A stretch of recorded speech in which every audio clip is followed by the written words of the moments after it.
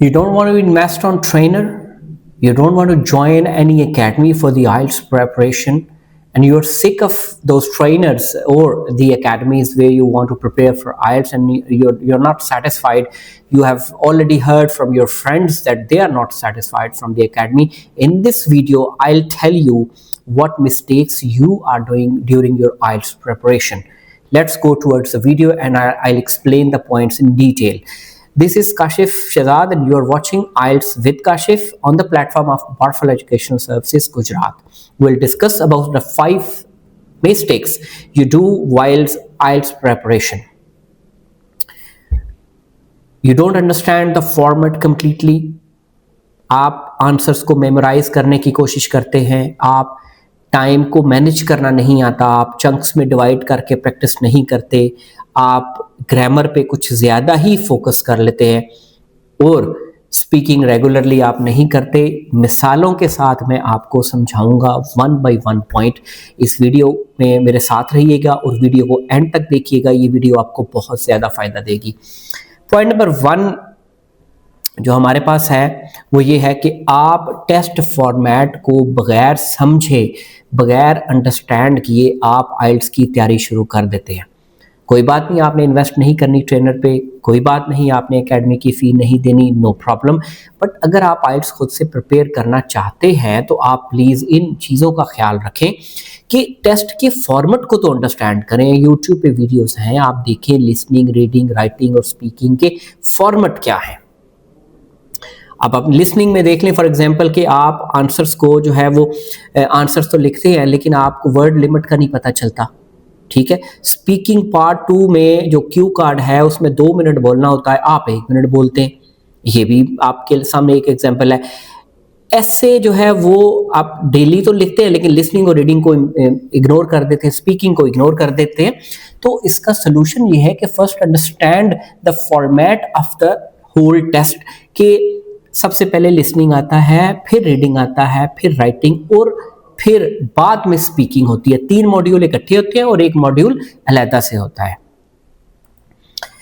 Point number 2 जो आप गलती करते हैं प्रिपरेशन के दौरान, आप मेमोराइज करने की कोशिश करते हैं और मेमोराइजेशन 2 ही मॉड्यूल में हो सकती है, स्पीकिंग में और राइटिंग में।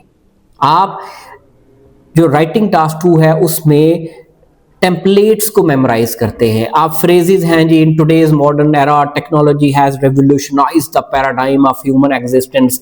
अब ये तो लिख लेंगे टाइटल लाइन, लेकिन आगे चलेंगे तो आपका क्या ख्याल है, एआई या इंसानों को नहीं पता चलता कि आपकी इंग्लिश कैसी है।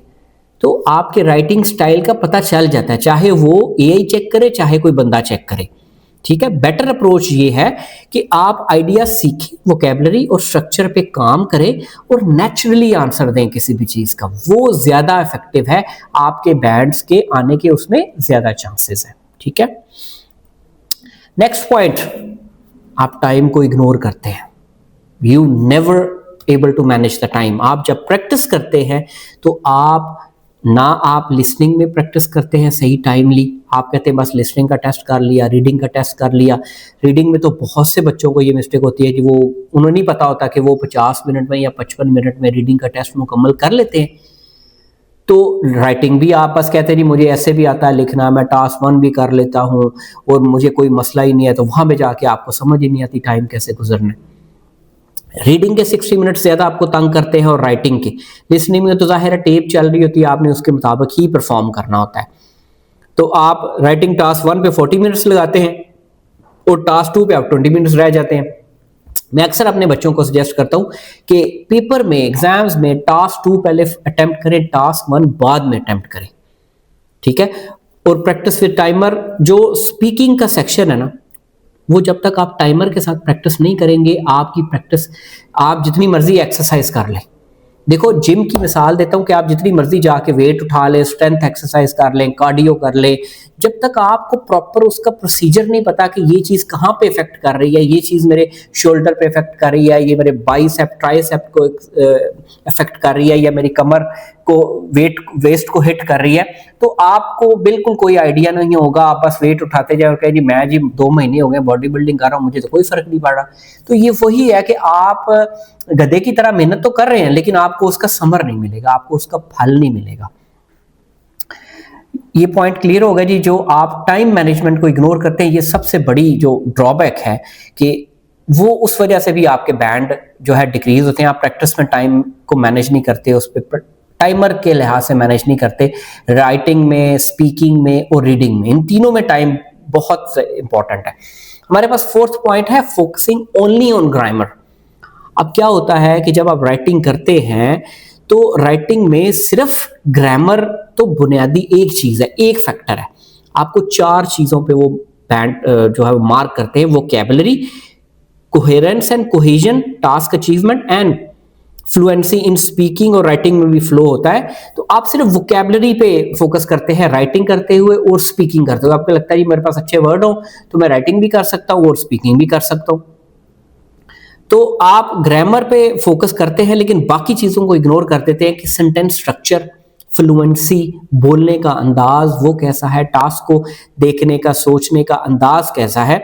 तो ग्रामर सिर्फ एनफ नहीं है, आपको अपने आंसर्स को डेवलप करना है और उसको डिलीवर करना है प्रॉपरली, तब जाके आपके आइल्ट्स के जो एग्जाम है वो ठीक हो। आखिरी पॉइंट मेरे पास है नॉट प्रैक्टिसिंग स्पीकिंग रेगुलरली। मेरे पास एक स्टूडेंट है, रिसेंटली एग्जाम्पल है मेरे पास के स्पीकिंग उन्हें करनी आती है, कर लेती हैं, वो अकेले बैठ के स्पीकिंग करती हैं। मैंने उन्हें कई दफ़ा कहा कि आएँ आके इंटरव्यू दें मुझे, मेरे साथ स्पीकिंग करें, तो सरदरान के साथ भी करती है, लेकिन वो उतना रेगुलरली स्पीकिंग की प्रैक्टिस नहीं कर रही। उसको लगता है कि वो अकेले बैठ के करती है चैट जीपीटी के साथ, गूगल जेमिनी के साथ, तो उसकी स्पीकिंग प्रैक्टिस अच्छी है, लेकिन वो फीडबैक नहीं ले रही हमसे, कम लेती है, लापरवाही करती है उसमें।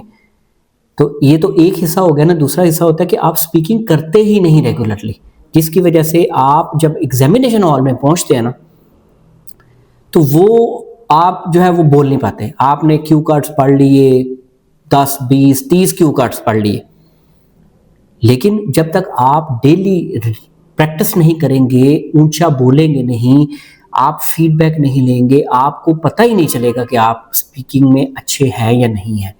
सो आपने जो स्पीकिंग की है उसके बारे में खुद से एज्यूम ना करें जी मेरी स्पीकिंग बड़ी अच्छी है जी, मैं बोल लेता हूँ या लेती हूँ, मुझे कोई मसला नहीं है। एंड टाइम पे एग्जाम में आपने जाके, इतना महंगा एग्जाम है तो वहाँ पे जाके आपने ठुस हो जाना है, आपको बोलना ही नहीं आना, तो फिर आपने कहना है वो मेरी स्पीकिंग नहीं, मैं उधर जाके थोड़ा पैनिक कर गया था, मुझे समझ नहीं आई। तो speak regularly, loudly, daily practice करें, अपने क्लिप्स रिकॉर्ड करें और उनको सुने। यहाँ पे मेरे पास कई ऐसे स्टूडेंट्स हैं, कई होते हैं, देखो मिसालें मेरे पास बहुत है, कई ऐसे स्टूडेंट्स हैं, मैं नाम नहीं उनका मेंशन करता, कि वो हम इंस्ट्रक्शन देते हैं, वो कुछ इंस्ट्रक्शन को फॉलो करते हैं, कुछ वो अपनी इंस्ट्रक्शन बीच में डाल देते हैं कि नहीं ये करना चाहिए। हम 1 दफ़ा, 2 दफ़ा, 3 दफ़ा उनको इनडायरेक्टली समझाएंगे कि इस तरह कर लो पेपर में, ताकि तुम्हारे बैंड ना कम हो जाए। वरना क्या होता है, अदरवाइज जब टेस्ट देते हैं तो फिर बाद में फिर ना हमें कुछ तो कह देते हैं जी सर आप ठीक थे, कुछ जो है चुप करके बैठ जाते हैं जी ठीक है सर आप सही कह रहे थे। क्योंकि हमारा तजुर्बा है, कुछ स्टूडेंट्स के साथ मैंने ये भी तजुर्बा किया है कि वो नई बात मान रहे। मैंने टेस्ट देने से पहले एक दिन उनके हाथ से पेपर लिखवा लिया, मैंने उसके ऊपर बैंड लिख दिए, उनको नहीं दिखाए, बैंड लिख के मैंने रख दिए। जब रिजल्ट आया तो बैंड उसी के इर्द गिर्द हुए थे, तो उन्होंने कहा जी सर आपको कैसे पता चल जाता है मेरे इतने बैंड होंगे। मैंने कहा बेटा अब मेरा इतना तजुर्बा है, अब इतना अंदाजा है हम लोगों का कि हम ये बता सकते हैं कि ये बच्चा जो जिसने हमारे साथ 2 महीने तैयारी की है ये कितने बैंड्स लेगा। सो अगर आप आइल्ट्स एकेडमी नहीं जाना चाहते, आप ट्रेनर हायर नहीं करना चाहते, तो आप इस वीडियो को गौर से देखें कि जो 5 गलतियां मेन आप करते हैं प्रिपरेशन के दौरान, अगर आप ये नहीं करेंगे तो तब आपके बैंड अच्छे आएंगे। अगर आप इस पे फोकस करेंगे तो वीडियो अगर आपको अच्छी लगे तो इसको ज़रूर प्लीज़ लाइक करें और जाके शेयर करें, और कमेंट्स में ज़रूर अपना बताएं कि आप कौन सी गलती करते हैं अपनी प्रिपरेशन के दौरान, या क्या आप ये गलतियां कर रहे हैं अपनी प्रिपरेशन के दौरान। आइल्ट्स विद काशिफ पे इतना ही, इंशाल्लाह नेक्स्ट वीडियो में आपकी खिदमत में हाजिर होंगे। तब तक के लिए इजाज़त दीजिए, अल्लाह हाफ़िज़।